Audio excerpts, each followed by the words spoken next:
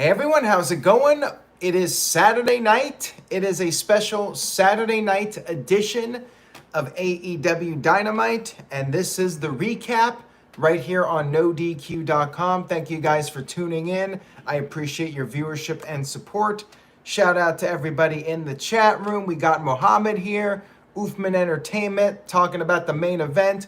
We have a lot to discuss, so let's get right down to this recap.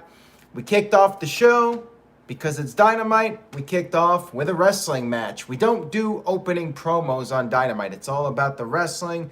We had Bryan Danielson versus Dustin Rhodes. Two good guys going at it, so they shook hands.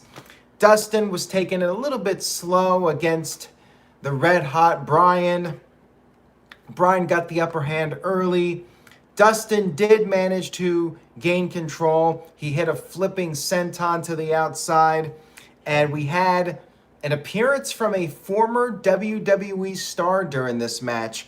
They showed Tony Nese sitting at ringside, former 205 Live superstar. Tony Nese was there at ringside watching the match. Bryan was able to make his comeback, but Dustin quickly stopped him, hit his trademark power slam. Bryan came back. They traded blows for a while. Dustin countered Bryan's running knee, hit a pile driver, but then Bryan recovered from that, put a guillotine on, which Jim Ross said normally gets you to the winner's circle.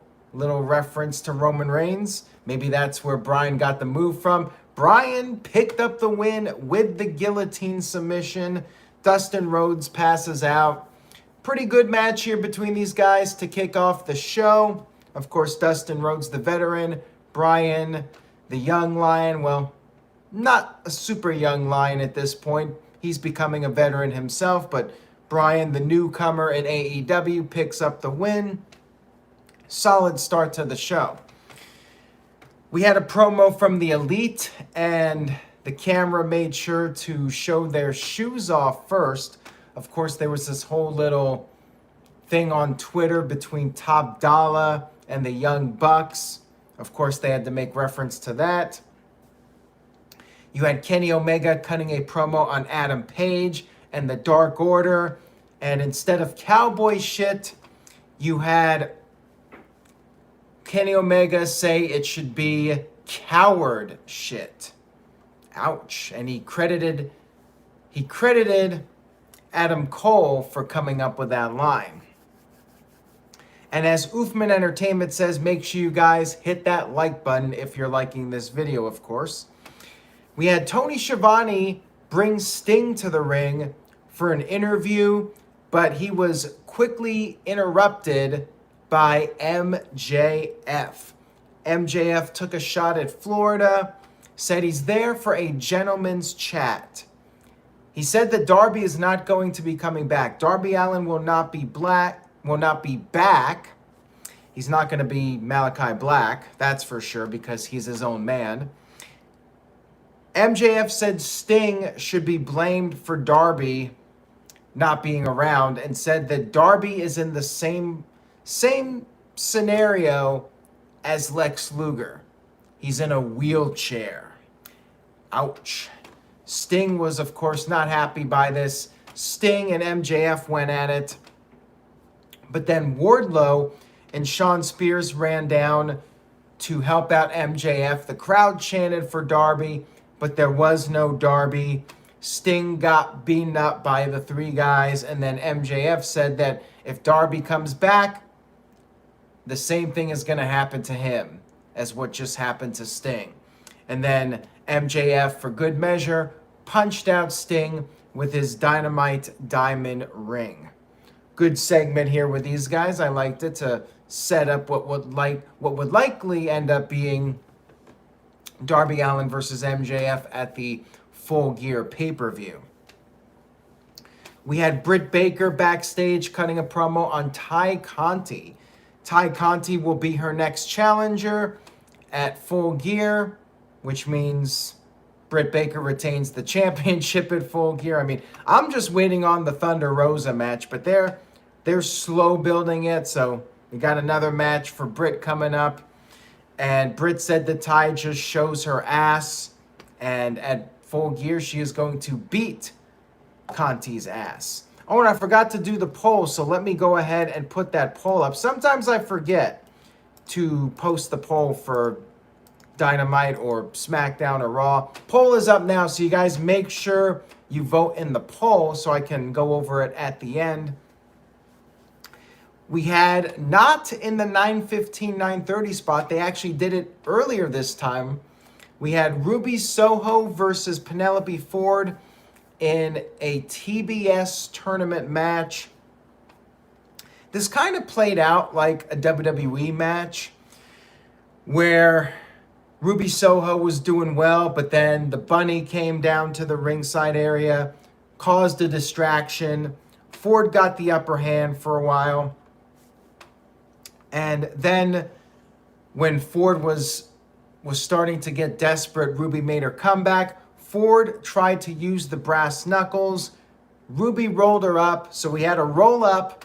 Like I said, kind of like WWE. This whole match, Ruby picked up the win, and then you had the Bunny and Penelope Ford ready to take out Ruby, but Red Velvet ran down to even the odds. Now, if it truly is WWE, they'll have a tag team match. They didn't do it on this show, but they can always do it on a different show, maybe Rampage, who knows. We had a backstage segment with Wardlow and MJF. Wardlow brought up how last week MJF shoved him into Sting.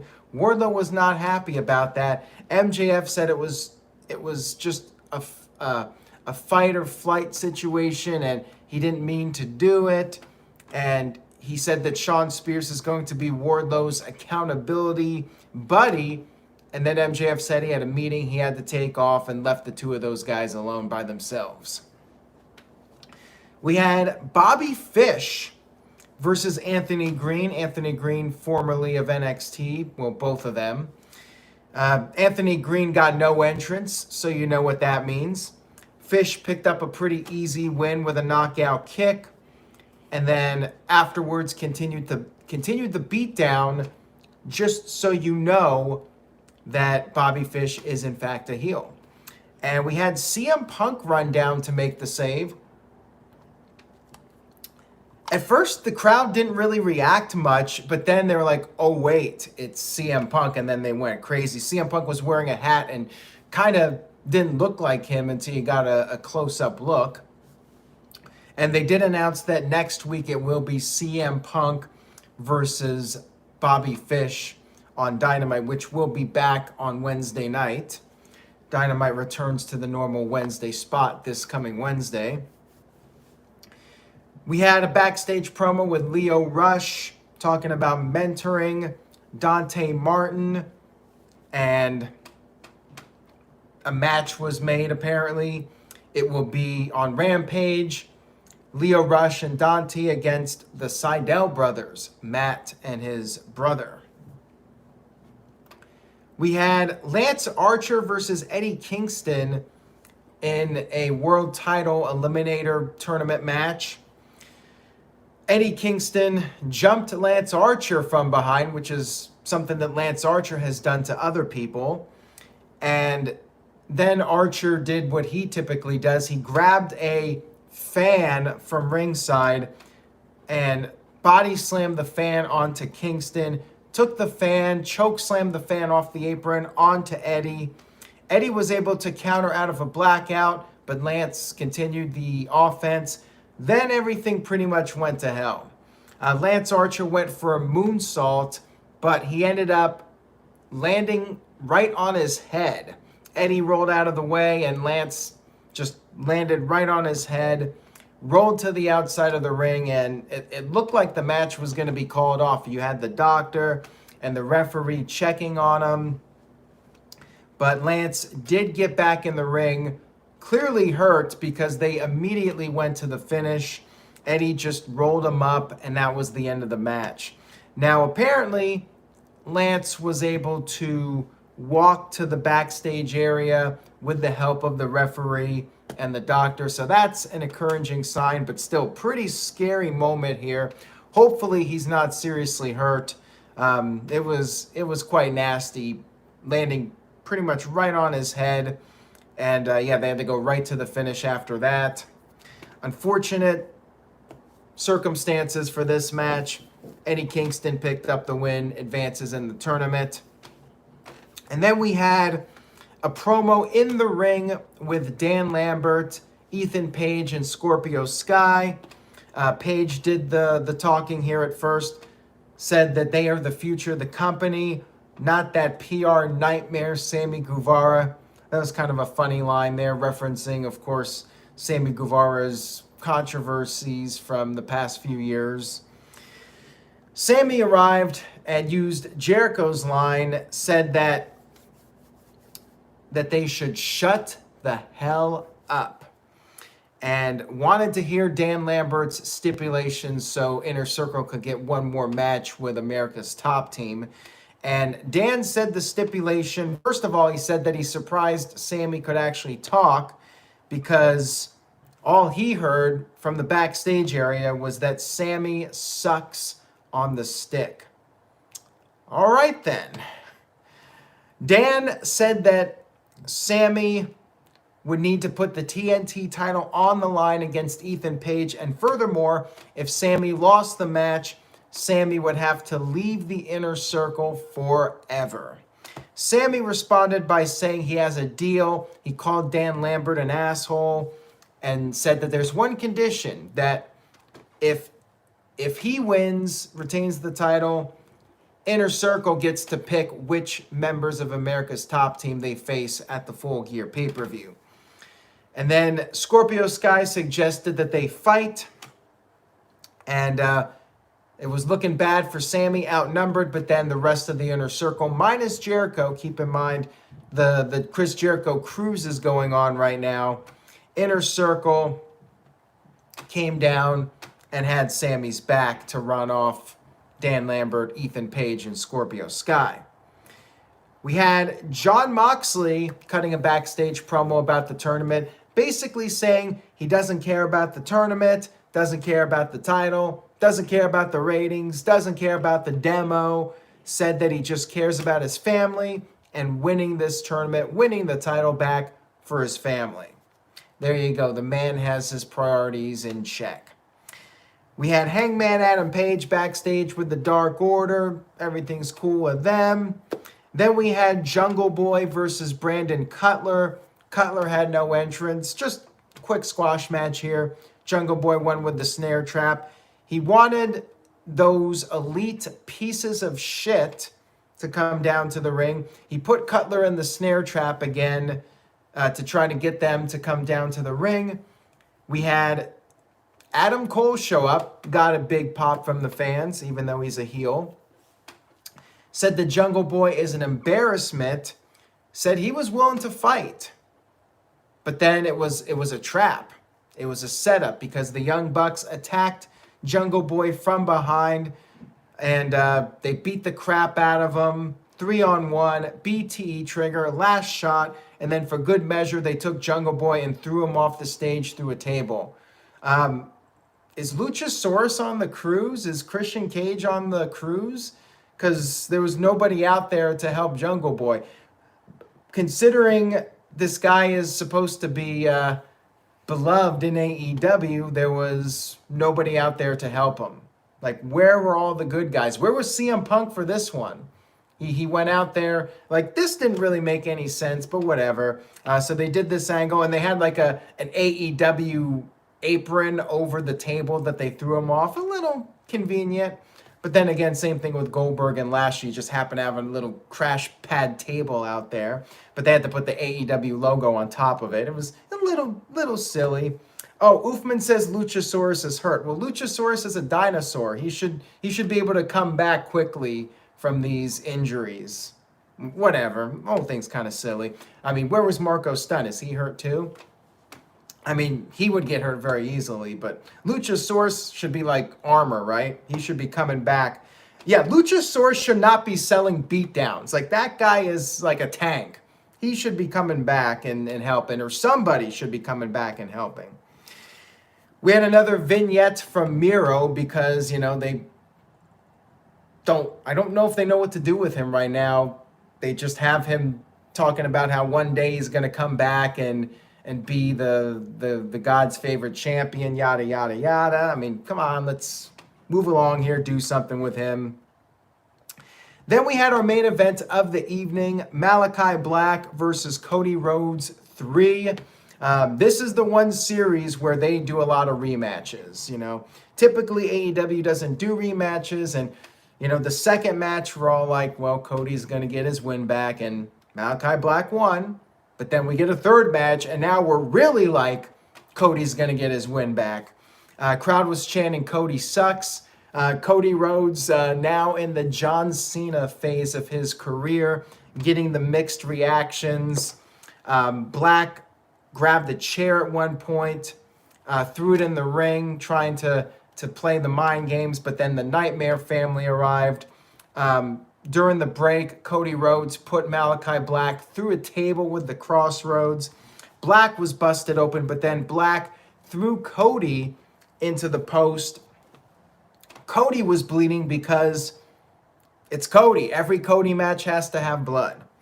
And then Arn Anderson was in the ring and the crowd started a "Get the Glock" chant. Am I the only one that doesn't really get into this Glock gimmick that Arn Anderson is doing? I didn't think it was that great of a promo, but it's viral and everybody loves it. I mean, I'm not blown away by it. It's not like something like, oh boy, that was so cool what he said. I don't know. It's just, I think people are making a bigger deal out of it than it is. It's kind of like anybody does something and the crowd just gravitates towards it. We had Andrade show up, and he did the gun motion to mock Arn Anderson, or Arm Anderson as people call him. Then we had Pac run down to even the odds. Pac and Andrade had a great match on Rampage, so their whole thing continues. And then back in the ring, Cody hit the crossroads, but Black kicked out of it. Black hit this big diving foot stomp and then hit a German suplex, but Cody kicked out of that. Malakai Black hit the Black Mass, and Cody fell into the ropes, which basically saved him from being pinned. I kind of like that, saves Cody. I mean, we all knew Cody was going to win this, and sure enough, Cody made his comeback, springboard cutter, hit another crossroads, then finished off Black with a tiger driver. I thought he was going to hit a pedigree, and I was kind of hoping he would, just to milk the boos for what they're worth. But he did pick up the win, and I'm not really surprised by it. Figured Cody would win the third match. And it was a really good main event. The rest of the show, I mean, the opener was good. Middle of the show was just kind of okay. Felt like a filler show, in my opinion. Saturday Night Dynamite, and they're coming back Wednesday. The Jericho Cruise was going on, so you had no Jericho on this show. It was a fairly good show. Main event is worth checking out. Rest of the show, you could probably skip. Even Bryan's match was good, but just kind of felt like filler. So I'm going to give this week's Dynamite a B-. Not a top tier Dynamite, but pretty entertaining 2 hours overall. Let's see what you guys thought in the chat. Well, you guys really liked Dynamite. I mean, for the diehards, as Virtue would say, the diehard fans, AEW cannot go wrong. 50% of you gave it an A, 27% give it a B, 18% give it a C, and 5% give it a D. Uthman thought it was an A show. Mohammed with a B+, Caleb Jacobs A-, Anthony with a B-, MVP Kev was a B- as well. Maud W with a B. I'm sticking with a B-. Not every show can be an A.